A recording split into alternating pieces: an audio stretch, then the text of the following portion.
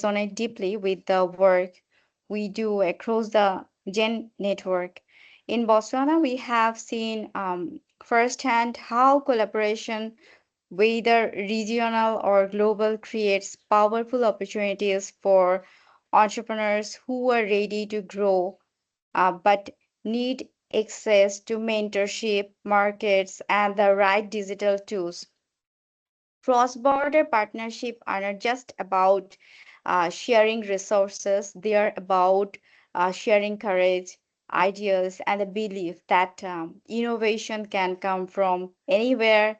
When entrepreneurs feel supported, inspired, and connected, they build businesses that not only grow but uplift entire communities.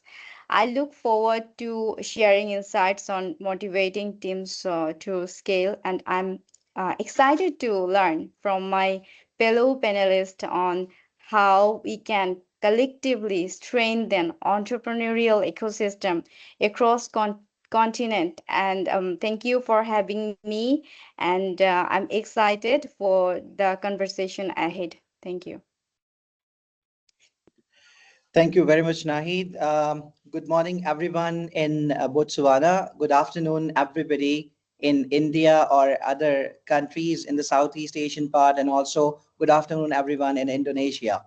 I'll be moderating this session as your host. My name is Ahmed Wakar Mohsin. I am the Director for Strategic Alliance and Partnerships for GE and Pakistan chapter. And with us, we have got uh, great distinguished guests. One is Nahid. Nahid has already given a little bit about her, but I can't just let it go this way. Let me tell you about Nahid a bit. She's a dynamic, creative, and highly committed leader with a strong track record in community building, entrepreneurship development, and strategic coordination. Throughout her career, Nahid has worked across different organizations in Bangladesh, contributing her strength in communication, event management, and partnership building, along with number of things going on Nahid's end. For the last 2 years, Nahid has played an important role in supporting Botswana's Global Entrepreneurship Week in Botswana celebrations. She contributed to several major success stories, which are not limited to but inclusive of coordinating the international speakers and partners of GEW Botswana events, supporting high level sessions such as She Lead Summit, GEW Media Day, and few other physical events with the embassy and different universities. Contributing to GEW Botswana's event planning, including Media Day, mentorship programs, and the closing ceremony as well. So I officially welcome you, Nahid, at this vibrant panel discussion, which we are going to proceed with. Thanks for being with us. And then we have got Miss Ankita Tiwari with us. Ankita is here representing a vibrant community of tech entrepreneurs in India, one of the most emerging economies around the world.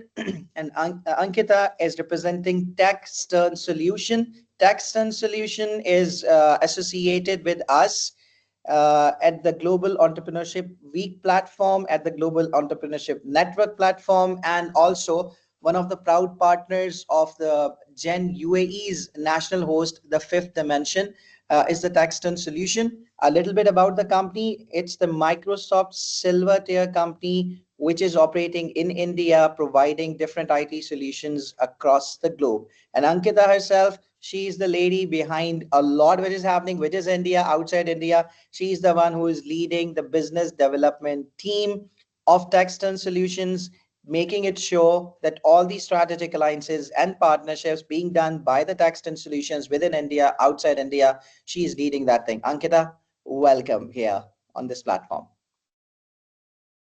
And also, we have got our other distinguished guest, Mr. Ivan. Mr. Ivan is an absolute gem of a person. Unfortunately, he is stuck in a situation right now. He will be joining us later, but let me give you a little intro about Mr. Ivan. Um, he's a highly respected leader in the global entrepreneurship ecosystem because he is the managing director of our Global Entrepreneurship Network's Indonesia chapter, where he plays a major role in strengthening the entrepreneurial landscape across the country. Beyond GEN, Ivan also serves as a technical advisor for the Ciputra Group, one of the Indonesia's most prominent business groups. His contribution in shaping entrepreneurship, education, and ecosystem design is widely admired. So we are quite hopeful, we are quite positive that we are about to have Mr. Ivan on board in the next few minutes. So till the time Mr. Ivan is coming and joining us, let us begin this thing officially because I can't just wait to start, bombarding the questions to our panel leads here and get a lot of insights from them because they are all the experts, and we are doing this activity as a part of the Global Entrepreneurship Week. So yes, entrepreneurship is the central focus. But as we talk about the entrepreneurship, there are a lot of different aspects relevant to it. So we will try to cover a few of them. So specifically, when I talk to Miss Ankita, let me focus on the topic of youth development and all. So, Miss Ankita, are you ready? Shall we actually begin with this? I've got tons of questions for you. Shall we? You are on mute now. Ankita, kindly unmute yourself. So the first thing to begin with, I would like to start with Miss Ankita. Ankita, could you Okay. please tell us what is the single best mindset shift a young founder needs to move from a great idea to a successful business? Yes, Ankita. Okay. Am I audible now? Yes, you are. Okay. So for me, Vakar, the biggest mindset shift is this like a stop focusing on the idea and start focusing on the problem you are solving. So when your product actually reduces someone's pain or make their work easier, so then the business naturally grows for sure. Like ideas are everywhere, but impact comes from solving real products for sure. Great.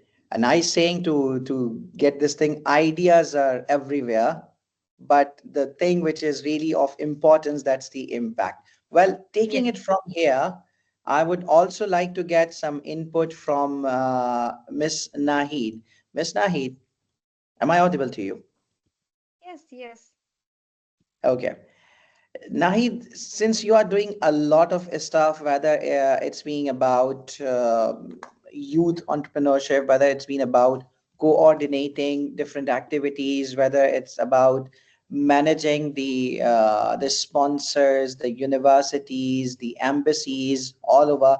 So you have got tons of information and you have got a lot of experience regarding the diverse teams. So I would like to ask you something about it since you work with the diverse teams across countries, from your experience, tell me one thing. What's the most effective way to keep teams motivated while working cross borders? Because there's a lot to make sure. Yes, Naeem, over to you. Thank you, Mr. Walker. From my experience, the most effective way is to create clarity and connection. Teams stay motivated when they clearly understand and the purpose behind their work and how their contributions fit into the bigger mission. And connection matters, especially across border. Regular check-ins, shared learning moments, and simply showing respect for each other's time and culture help people feel seen and valued. When people feel valued, they stay motivated naturally. That is the things I could learn from my experience. Perfect. A really strong message you have just shared here. When the people feel valued, only then they will be feeling motivated. This is quite relevant because it doesn't matter. You have got employees around, you have got your colleagues around, you have got your seniors, juniors around. The self-respect is the biggest thing I personally feel in Definitely. everybody's life, especially in the professional circle. If we need to Yes. be very, very careful about it. Yeah. A really good point which you have raised here. It can Ankita, even destroy your career also. obviously, So, obviously, because if you are not going to be feeling valued in whatever or in wherever you are in terms of your professional career, how will you be feeling motivated even to come the next day to the office? Forget about everything. Yes. it's it's like Yeah. you are not doing the work, you are not doing the job, you are being a slave. So we are not slaves here. Exactly, exactly. That is the things I feel. Powerful. Everyone has his or her respect that should be shown from the organization. Yeah. Absolutely spot on. I really agreed with that 100%.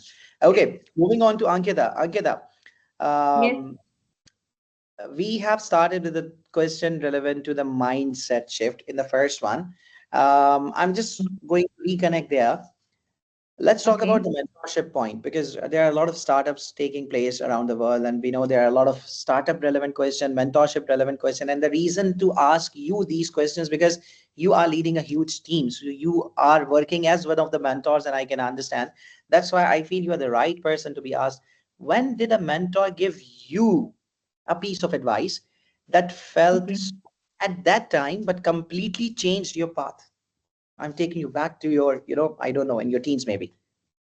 Okay. So, my mentor once told me something simple but life changing. Seriously, stop chasing the deal and start building the relationship.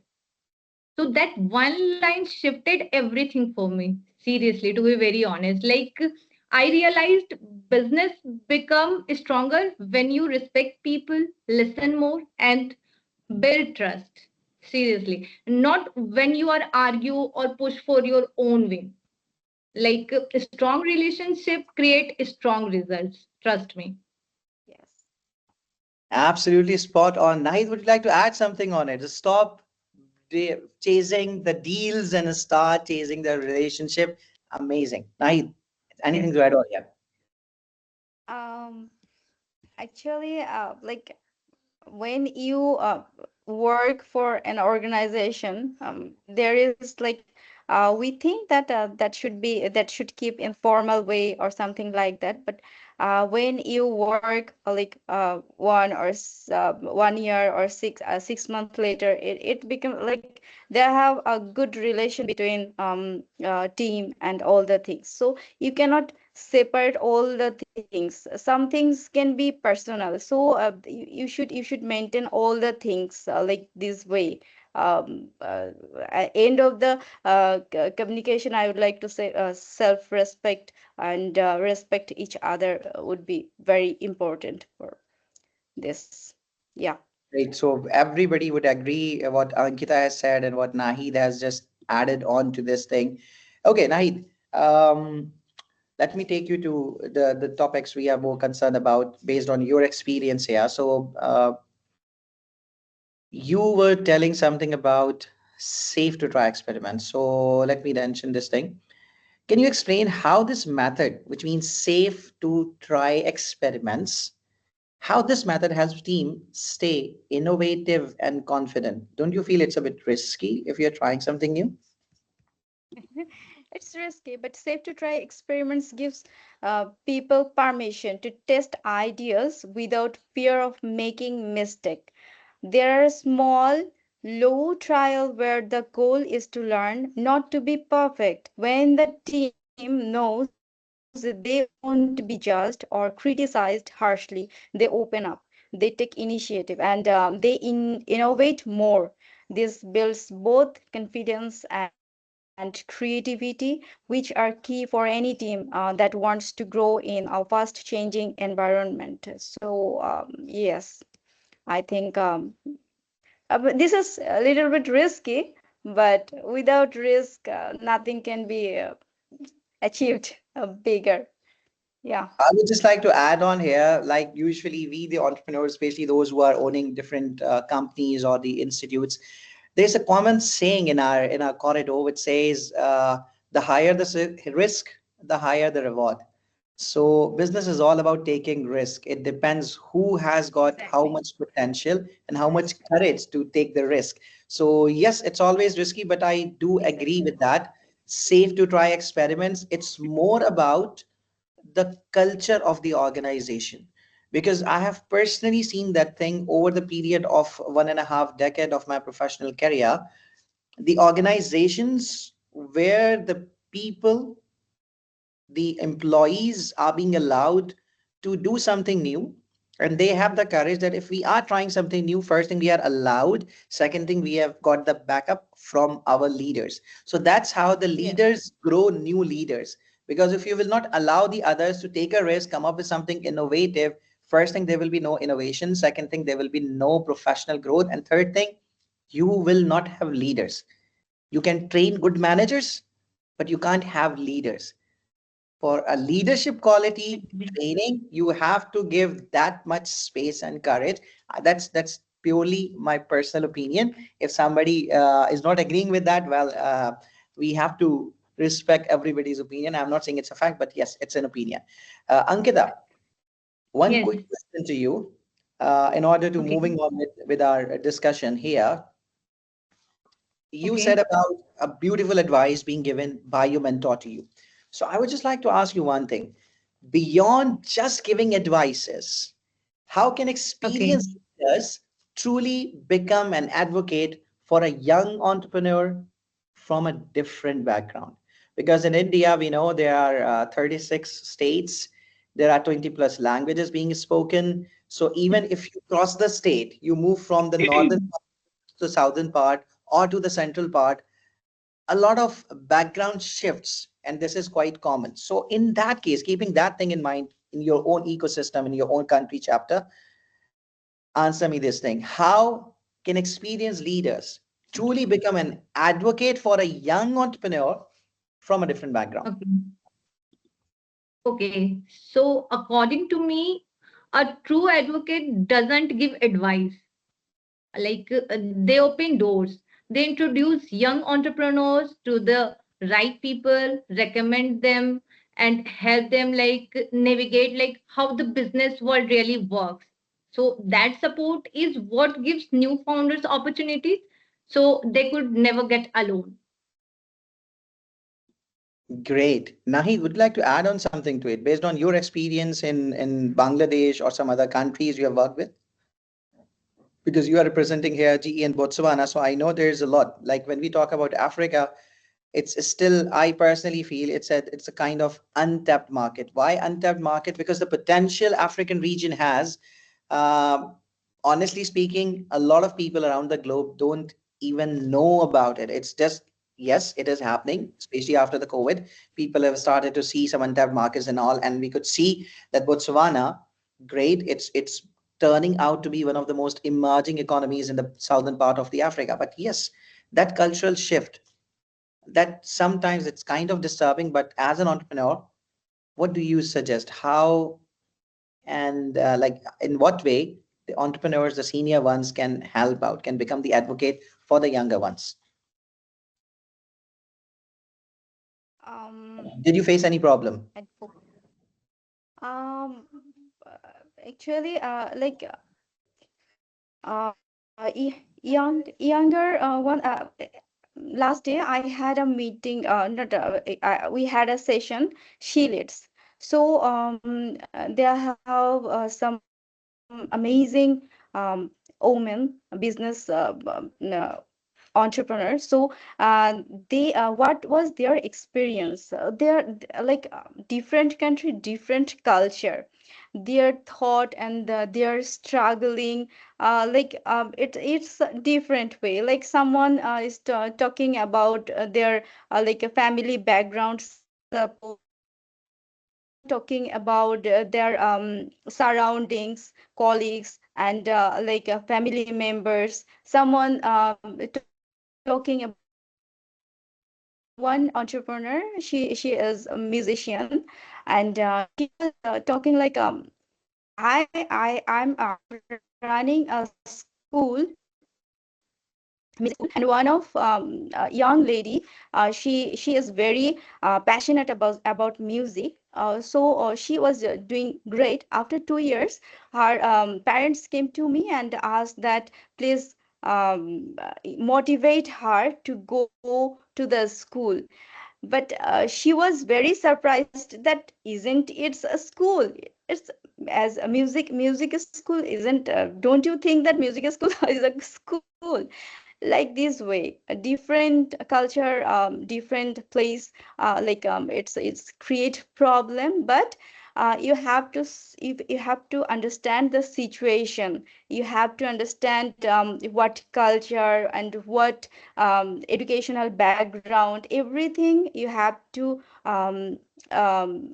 think about, and then you can motivate your junior co-worker, and uh, different people, different thinking, so you cannot apply single common things for everyone. You have to Absolutely. understand that Absolutely. which person can absorb what. So before taking any step, you need to understand your co-worker or your junior, as those who are coming like a volunteer, and those who are very junior.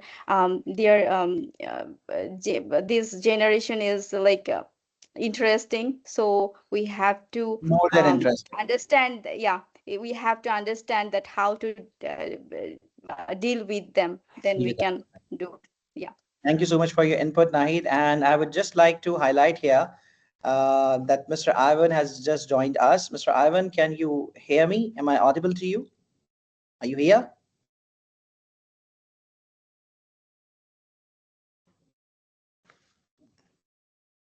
Mr. Ivan, are you there? Because I could see he just logged in. So, well, never mind. Till the time he is just managing his settings, we can proceed further. So, Ankita, I'd get back to you here. Tell me one thing. Okay. If a young leader only has time to focus on one soft skill this year, I mean 25, 26, what should it be and how will it help their startup? Because when we talk about the soft skills, we know there are a number of things being integrated. But just tell me one, if you are going to recommend, what should it be? Like one soft skill a young leader should focus on, like good listening. Like when you truly listen, so you understand people needs better and make a smarter decisions. So good listening improves your team, improve your product, and it strengthens your entire business for sure. So for younger leaders should focus on a good listening. Great. You have been pretty specific when I asked you about one skill. So I was not expecting, because generally when we ask these kind of questions, so this is kind of a trick question for the panelists, because when you are giving the whole bunch of something and asking them be specific, well, good answer from your side. Now, what do you have to say about it when we talk about one skill? So, like Ankita just said, listening, top priority for her. Yeah, What about you?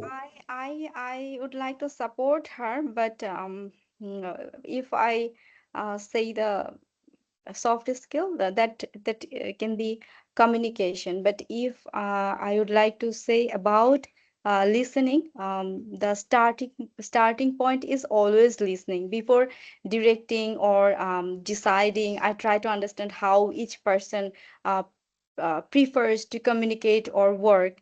Respect grows when people feel heard.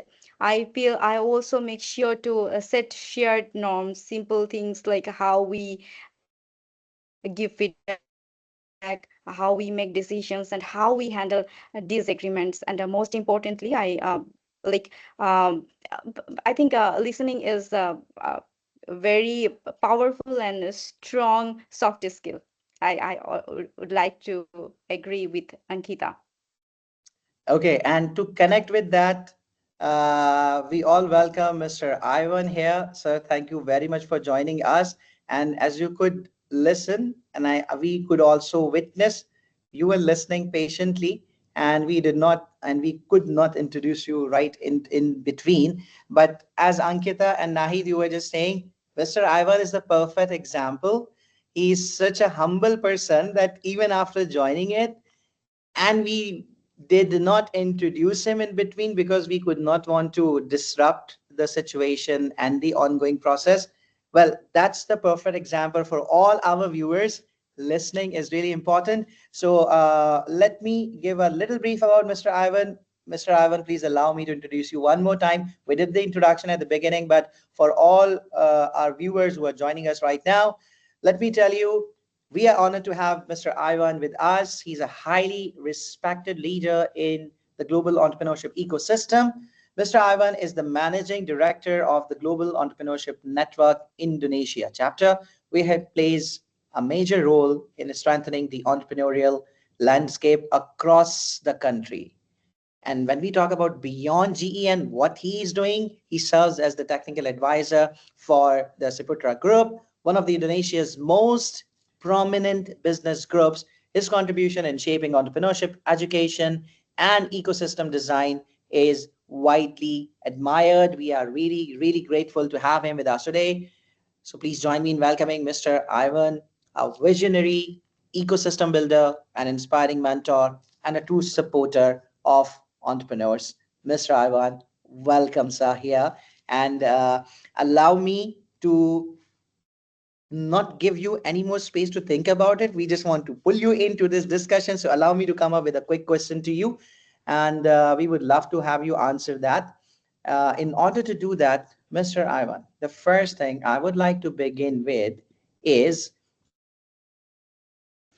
I would like to have a few simple questions to you, but that would be more specific to the global partnership and the investment linkages, because as we all know, you are playing quite a critical role there. So tell me one thing, sir. When a large global partner invests in a local business, how do they ensure the partnership is built on mutual respect and shared values, not just a financial transaction? Over to you, sir. Thank you so much for the opportunity. Can you hear me well? Okay. Yes, sir, we can. We can. Okay. Well, one thing we need to understand when the investors invest in businesses, they're not investing in the business per se, but they invest in the people they believe in, that they can trust that these people have the capability to create and also to grow the business. It doesn't really matter if the business that they're investing in is a large business or even not so large. But for the investors, what is important is that the founder and the co-founders are potentially capable in growing the business. That means, again, they invest in the people, not in the business itself. The business might be just a simple, less highly sophisticated business type of business. It's not like a rocket science kind of business. Yeah, it could be just a simple F&B business, food and beverage business. But if they believe in the entrepreneur themselves, that this is the guy that I want to work with, this is the guy that I believe have the capability to grow this business, then they will go and invest. That means as an entrepreneur, we also need to be able to connect ourselves with the investors, because this is like a, you know, yeah, it's a human relation issue. Yeah, there has to be a chemistry between the investor and the investee. And I want to pick up what the previous speaker mentioned about listening. This is also very important, extremely important. As a matter of fact, I just had a talk this morning about this topic, because we listen because of two things. We listen because we want to understand, or we listen because we want to respond. A lot of young people are quite, how should I say, expressive, sometimes also a bit impulsive. They're very they're very impatient sometimes. So when they talk to investor, yeah, they tend to to try to say so much that probably the investors don't want to know so much. Yeah, they want to know more about the person, not about the business. But the founder speaks so much about the business, but it does not give the right impression. So that means the, even the entrepreneur itself needs to learn how to understand what the investor really wants. They also need to listen to the investor carefully before they respond. The same thing with the investor. They also need to listen to the entrepreneurs. What message are they trying to convey?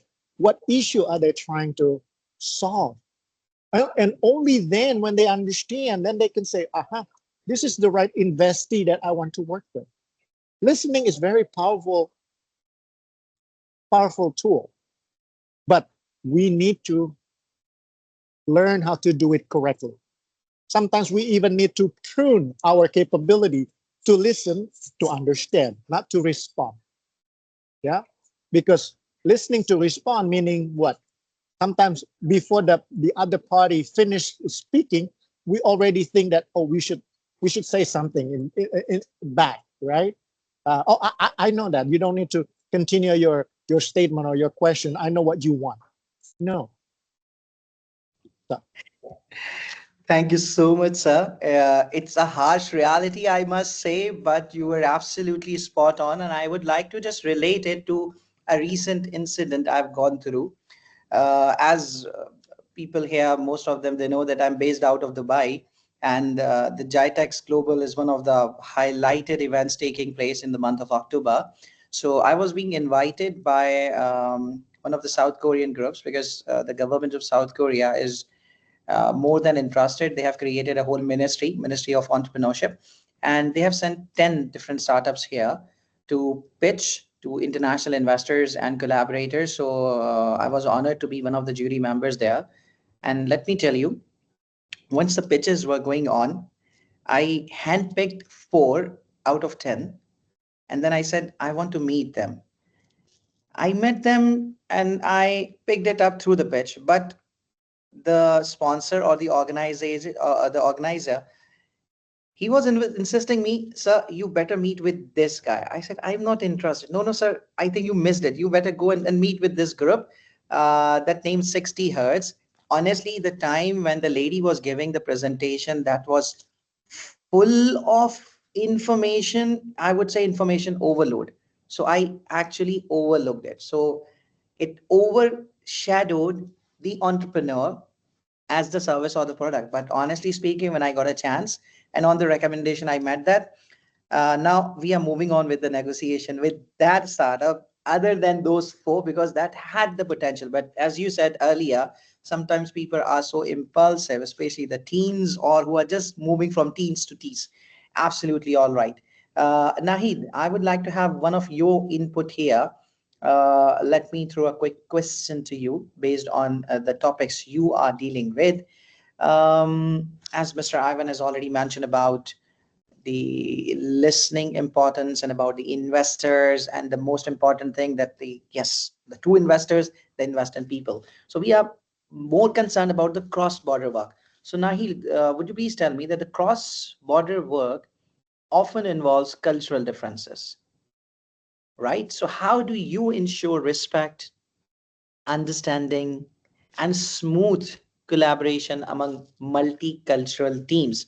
Because we know that right now you are sitting in Bangladesh, you are dealing with the team in Botswana. So there's a huge difference from Asia to Africa. So what's your say on it?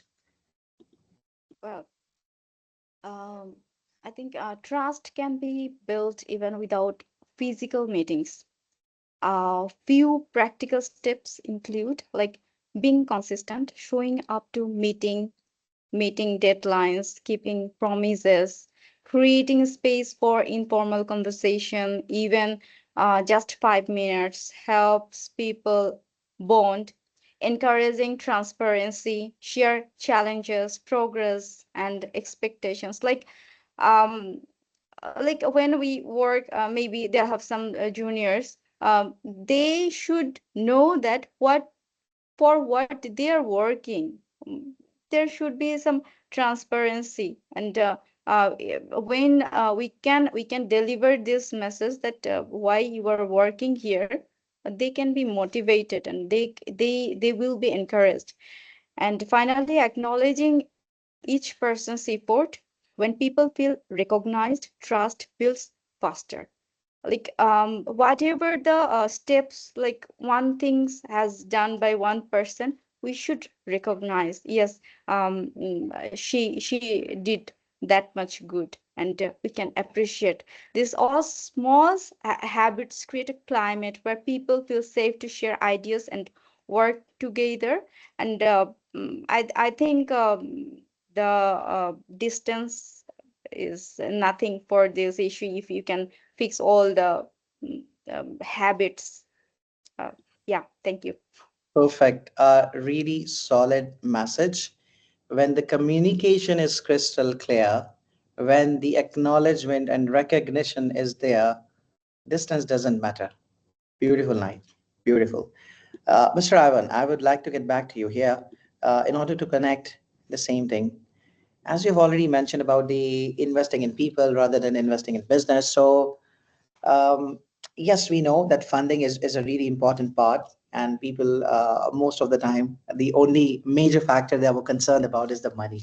But uh, I just want to have your input about beyond money, what are the most valuable non-financial assets that a global partner can bring to a startup? So I want to have an answer from this startup perspective.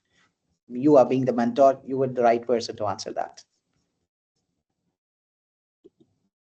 Yes, thank you. I think, of course, this is based on my experience. When you're dealing with a VC, of course, money is always number one because they want to see the business growing 10 times, 20 times larger, and that your profit also increases exponentially, even not linearly, but exponentially. Actually, there are other investors who are looking more than just profit or financial profit.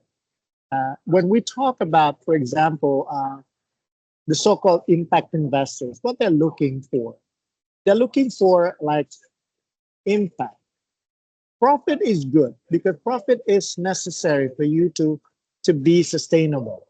But more than profit, I think you also need to think about what other things can you create in because you know this is what I tell my often to my mentees. When you go to competition, sometimes investors, of course, they want to see your numbers. They want to see your potential growth. But if you can tell them something that you can actually address, not only financial profitability, but for example, that with your solution, you can help people live better because you improve the environment. You help people live better because you address their health so that they can have a better lifestyle. That sells better. But that's not an easy task, or it's easier said than done. Why? Because again, that is also related to cross-border investment. A lot of investors are not coming from your particular country, but many investors are coming from different countries. And as a startup, you need to do your homework. You need to know who they are, where they're from, because knowing that, you can also understand their culture.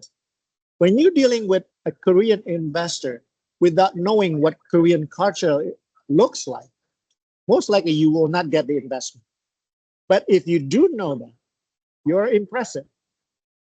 When I speak to Nahid, I know she's from Bangladesh, and I know something about Bangladesh that I can share with her. She said, "Oh, you know something about my country. I like you." Cross border without culture understanding is nothing. You need to also do your homework. Just because you are successful in your own country, that does not mean that your business will also be successful elsewhere, unless you do your homework. That's Absolutely. my take. Absolutely. A powerful message. You can be a successful person in your own country, but it doesn't qualify you to be a successful person in another country, subjected to your homework, spatially, specifically related to the culture of the country. Because as Mr. Ivan said, I could relate it to a lot of things being happened here because Dubai is the home of 150 plus nationalities. And, kind of hiccups do happen on almost daily or weekly basis when you meet someone and you don't know much about the culture. So, I'm not claiming that I know the culture of 150 countries, but the kind of environment we have here in UAE that has tuned us, and we are kind of easygoing with a lot of nationalities. But yes, if you are not here in UAE and you don't have the exposure to different cultures and all, be very careful. You could be a charming, charismatic personality, but that is one aspect, I would say. But when it comes to reaching out to the VCs, reaching out to the investors, reaching out to the collaborators, guys, please do your homework. Take this golden words, I would say, from Mr. Ivan out of his years of experience. Mr. Ivan, I don't want to miss the chance to move on from this point onwards with you, as we have missed a few minutes earlier, the first 15, 20 minutes. So, just connecting with this point, what do you think? Like, what's the most common mistake a local enterprise makes when seeking international funding? And what's your top tip for navigating that process successfully?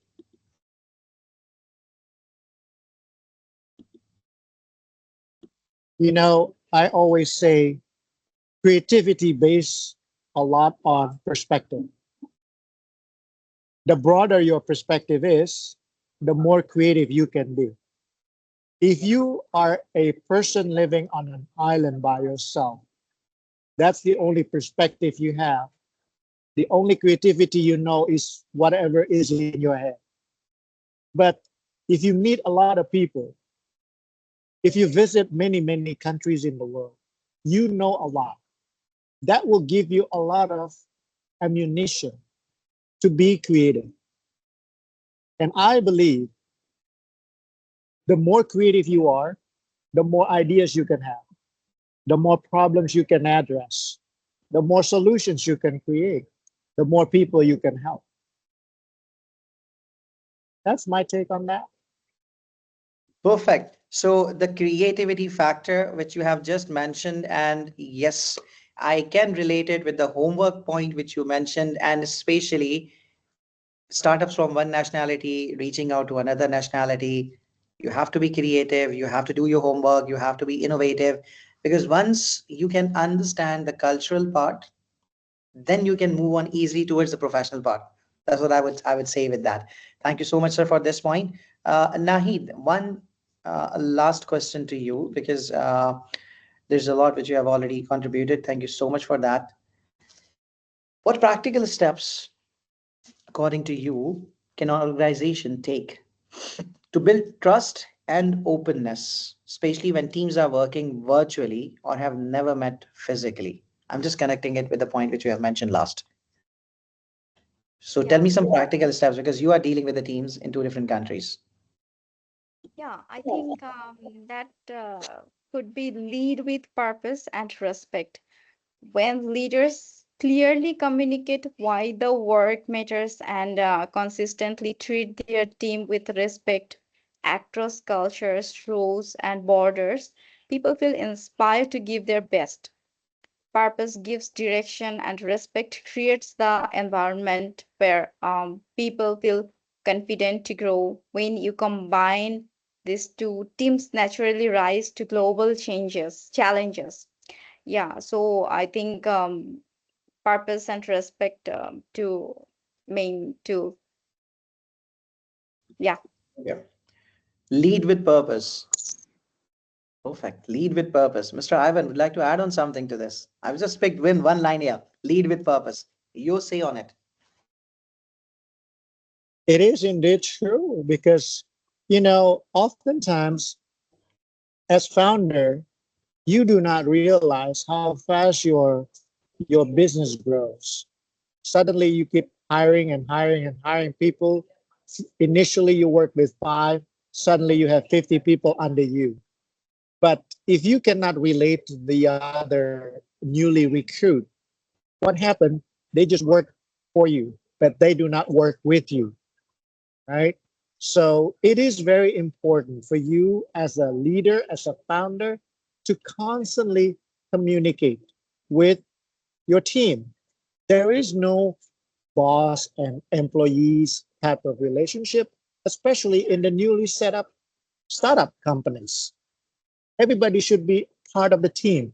Everybody should, you know, basically contribute to the best what they can to achieve whatever the founder wants. That is the purpose, the initial purpose. And we also need to know what is my own purpose to join this company. Because if my purpose does not align with their purpose, that makes no sense either. And only if that is aligned, then we can work together and then we will achieve the unbelievably, thing that we think we cannot achieve. Yeah. So alignment is very important. Yeah. Trust is good, but sometimes control is better. Yeah. This is also quite important because you need to always be able to think about a system. Once your business grows so big, you cannot control everything personally. You need to have a system. And oftentimes we neglect that. Suddenly we realize that, oh, I don't have a system how to reward my teammates because usually I just give them whatever I think I should give or I can give. But there's no system. Sometimes you give more, sometimes you give less, and then you create envy among the teammates. That would be a bad idea to do. Yeah. So yes, I agree to that. Perfect, perfect. That just reminded me about one, I would not say a funny incident, but an incident, the way people want to frame it. As a lot of people here know that I own a company here, so we are providing corporate consultancies. We got to know that there was a one lead being approached us, and then my team went there. That was a factory which is doing what they are giving the services. They're making uniforms for the schools, for the corporate sectors and the MNCs. And it's been working here for the past 8 years. And now the owner sent something that the employees turnover is there and all these things. So he just asked us to help them. When we got to know and we moved to the detail, because the first step we do, we move on with the operational audits. Out of the operational audits, our finding was it's been 8 years to the company. They are running with 50 plus employees, and there is no formal reward system. So when it comes to the year end and people are expecting something, owner is denying that thing because owner says, I don't have any concrete stuff. What have you done? And employees are like, what were we doing the whole year? So how are you running the business? So this is always conflicting. But Alhamdulillah, our team worked really well, and it took us approximately 45 days to be specific. We had to start from the scratch. We did the whole HRM system. We did it offline. We did it online. We did the hard copies, soft copies. And now, as of today, we are talking about the company which was not being settled in terms of HRM. It's being set in 45 days. Yes, it cost him some money, but I believe it was an investment. And I personally had to convince that guy this is not an expense which you are doing. This is an investment because it's going to secure your future, your company's structure and all. So you are absolutely right. Because without having a proper system, you can't justify anything. That's absolutely spot on. Yeah. I know we have got the time constraint here, so I would just like to have a last question to you, Mr. Ivan. Like, how can we measure the success of a global investment in a way that includes positive local impact, not just the rate of financial return? It's a bit critical. Yeah. I mean, it's really not easy to do that, I would say, because again, when you talk about impact investment, right?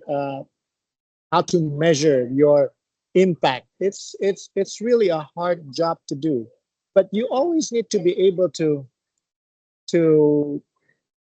at least make a subjective statement what you have changed, so to speak, before and after. If you are working with communities, what what has been improved by now, before and after your presence, before and after your intervention, before and after you do business with them? Because oftentimes, if we just focus on the numbers, numbers are easy to achieve. Sometimes people can be so creative that they can just blow up the numbers for whatever reason. But that does not tell anything, because humanities need something better and better every day. People need to have a better life's quality. And the better the quality people have, the happier they are. Yeah. So, and then you also need to be able to measure their happiness. The same thing when you measure your customers' happiness and satisfaction. If they have no competitors, it's hard to say whether their customers are happy or not. But if there are competitors and they always come to you, then you can proudly say, oh, I think my customers are happy with me because they keep coming back to me, right? So this is the thing that you always need to focus, and you need to stay close with your clients, customers, and keep constant communication with them. What else can I help you with? Because entrepreneurs always solve problems. Whose problems? Problems of their customers, of their clients. And Right. they need to keep on asking, what else can I help you with, right? So, Perfect. Thank you very much, Mr. Ivan. I know these are kind of topics which are kind of quite close to our hearts. And if we'll keep on talking, we'll keep on talking for ages here. But I know there's a time constraint with us, with the platform, and also a lot of people are watching us live. And that will be shared on our all the social media handles for the people to watch it later as well. I would just like to thank you, everybody, because this is the last minute. We have to give it a wrap. But in order to give it a good conclusion, I would just like to add one thing, if you will allow me. That is, yes, we all the time we are talking about the businesses, the mindset, the numbers, but I would just take one thing from Mr. Ivan's last answer or the message. While we are creating our financial index, we are creating our growth index, let's create our happiness index also, which is not only relevant to the customers, but to our internal stakeholders, which our colleagues, which our employees are. And for that reason, I would just like to give a quick conclusion. It's good to use your mind, it's good to use your brain while you're planning for the business, while you're operating the business, but please give some chance to your heart as well while you're doing your business. Why am I saying so? Because people sometimes the heart sees what is invisible to the eyes. yeah. Thank you very much, everyone. I'd like to say Thank thanks. you. I would Thank like you. to be Thank back you. to you soon. Thanks. Bye from my Thank you, side. guys. Bye. Thanks. Bye. Bye.